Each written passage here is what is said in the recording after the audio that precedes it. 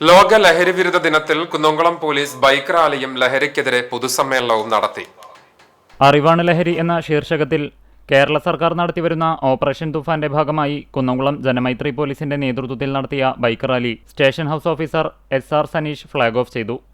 തുടർന്ന് നടന്ന ലഹരി വിരുദ്ധ പൊതുസമ്മേളനം നഗരസഭ വൈസ് ചെയർമാൻ PG ജയപ്രകാശ് തിരിതെളിച്ച് ഉദ്ഘാടനം ചെയ്തു. Inspector of police SR Saneesh അധ്യക്ഷത വഹിച്ചു.